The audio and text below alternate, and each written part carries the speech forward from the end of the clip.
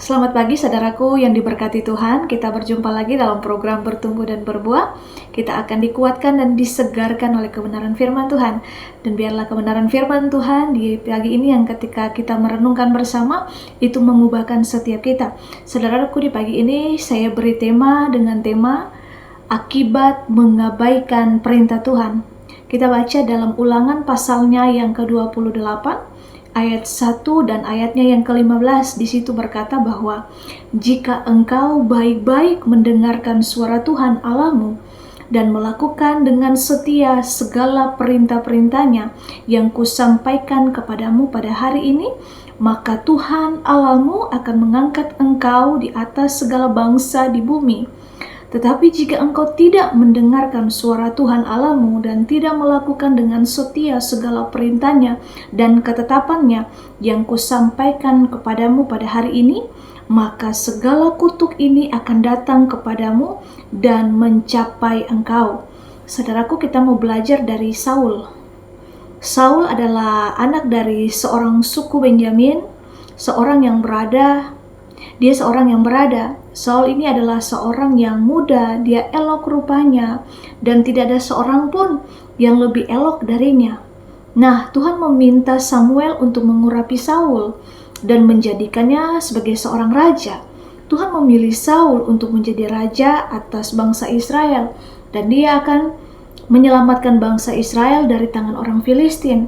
Kita lihat dalam 1 Samuel 9 ayat 1 sampai ayat yang kedua. Di situ berkata, ada seorang dari daerah Benjamin namanya Kis bin Abiel bin Zerol bin Bekhorat bin Alfia, seorang suku Benjamin, seorang yang berada. Orang ini anaknya laki-laki namanya Saul, seorang muda yang elok rupanya. Tidak ada seorang pun di antara orang Israel yang lebih elok daripadanya. Dari bahu ke atas ia lebih tinggi daripada setiap orang sebangsanya.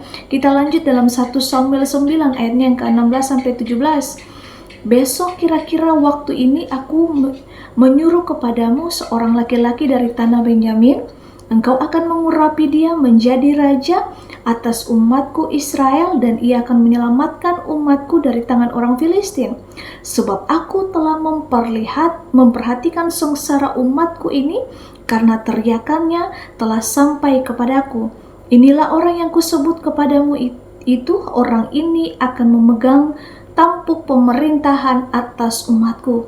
Saudaraku yang diberkati Tuhan, kekurangan seorang Saul adalah Saul tidak bertanya kepada Tuhan.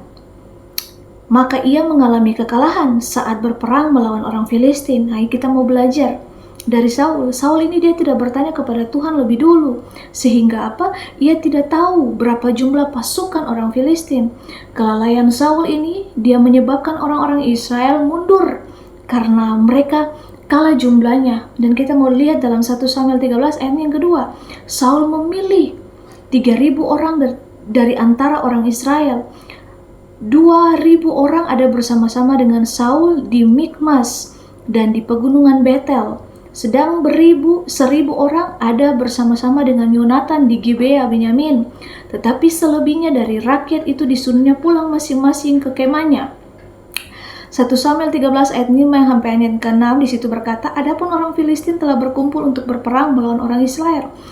Dengan 3.000 kereta, 6.000 orang pasukan berkuda, dan pasukan berjalan kaki sebanyak pasir di tepi laut. Mereka bergerak maju dan berkemah di Mikmas di sebelah timur Bet Awen. Ketika dilihat orang-orang Israel bahwa mereka terjepit, sebab rakyat mereka terdesak-desak, maka larilah rakyat bersembunyi di goa, keluk batu, bukit batu, liang batu, dan perigi. Nah, saudaraku, Tuhan mengutus Samuel untuk berkata kepada Saul bahwa Tuhan akan menolongnya dalam menyusun strategi melawan orang-orang Filistin.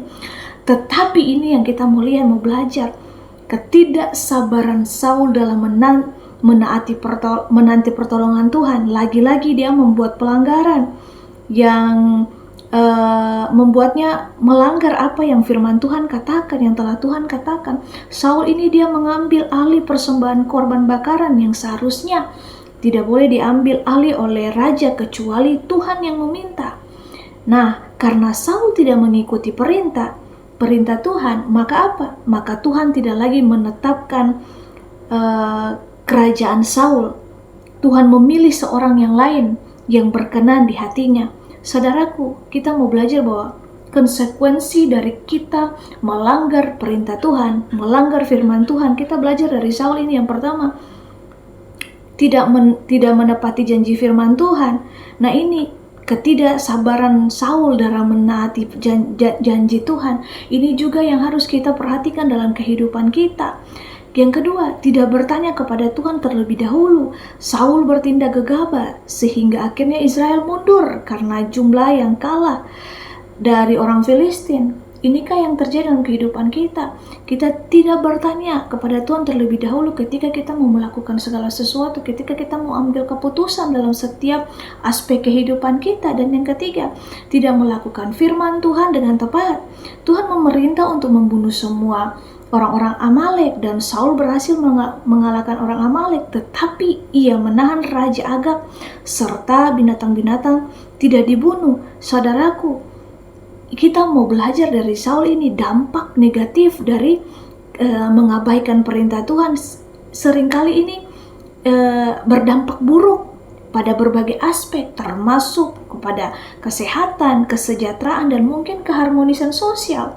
Dan yang berikutnya, ada rasa bersalah dan cemas. Dosa dan pelanggaran ini menimbulkan perasaan bersalah, cemas, ketidaktenangan dalam diri, dan ada intimidasi, serangan daripada si jahat. Dan yang berikutnya, kita akan kehilangan kemuliaan Allah. Ketidaktaatan manusia dapat menyebabkan kehilangan kemuliaan Allah dalam hidupnya. Ini berarti kehilangan kedekatan dengan Tuhan dan kehilangan potensi mengalami kebaikan dan kebahagiaan yang sejati. Kita juga lihat contoh bersama Adam dan Hawa dalam Alkitab, bagaimana mereka melanggar perintah Tuhan dan itu membawa dampak yang sangat negatif. Ada konsekuensi di balik setiap dosa yang kita lakukan. Dan ini penting untuk diingat oleh kita semua bahwa Tuhan adalah kasih dan pengampun. Ya, ketika kita melakukan dosa, kita datang kepada Tuhan. Tapi saudaraku, ada konsekuensi. Meskipun ada konsekuensi yang akan kita jalani, tapi ingatlah Bapak Ibu saudaraku, jangan sekali-kali kita menganggap enteng perintah Tuhan. Bahkan kita mengabaikan apa yang Tuhan sudah tetapkan dalam kehidupan kita. Karena kita harus tahu, firman berkata upah dosa adalah maut. Ketika kita melanggar perintah Tuhan, otomatis kita sudah tahu konsekuensi yang harus kita alami. Biarlah firman Tuhan di pagi ini mau meneguhkan setiap kita dan dapat mengubahkan hidup setiap kita, dan kita mau sungguh-sungguh menjadi orang-orang yang taat, orang-orang yang mau belajar untuk setia kepada Tuhan dan mengikuti perintah-perintah Tuhan. Orang yang melakukan kehendak Bapa, hidupnya akan penuh dengan damai sejahtera, hidupnya akan dipenuhi dengan ketenangan, bahkan hal-hal yang dahsyat, hal-hal yang luar biasa Tuhan itu sediakan bagi setiap orang yang mau menaati perintahnya. Biarlah firman Tuhan ini menjadi kekuatan bagi setiap kita, dan Roh Kudus selalu memampukan setiap kita untuk kita menjadi orang-orang yang berkemenangan, yang hidup sungguh-sungguh menaati apa yang menjadi perintah Tuhan. Tuhan berkati. Emmanuel.